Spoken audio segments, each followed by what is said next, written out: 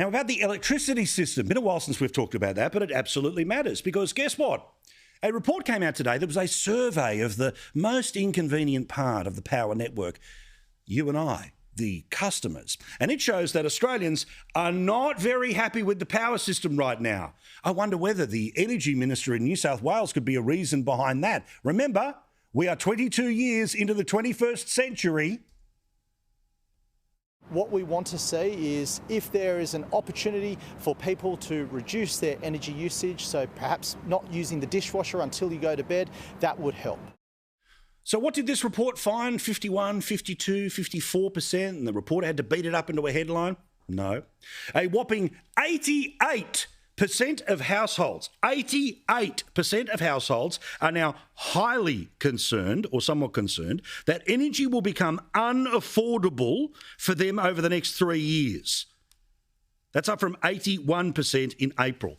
88% of people think in the next 3 years, energy will become unaffordable. Well, I'll tell you why it's also going to become unaffordable as the transition to renewables takes place, where there's a $1 trillion problem that they only have $20 billion over 10 years to fix. Remember how they nationalised the energy system last month when Matt Keane was telling you not to use the dishwasher? Well, guess who's going to have to pay the compensation to the energy providers for that decision? You and me.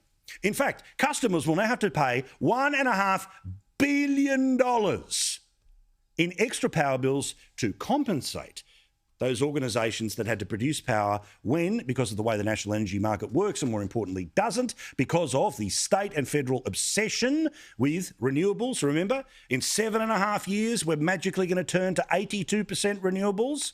The world's biggest battery, you'd need, depending on the day, depending on the time, 29 of them at any one point to store the energy that's being made in any one day. Nothing to see here. It's fine. It'll all be all right.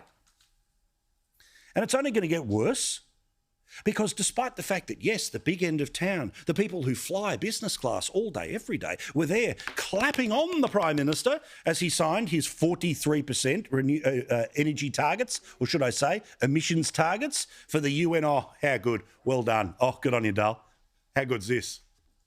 And that's all going to happen in the next 7.5 years. And remember, according to the Greens, according to the Tiffany Teals, according to Pocock and Co., that's just the start. That's not the end.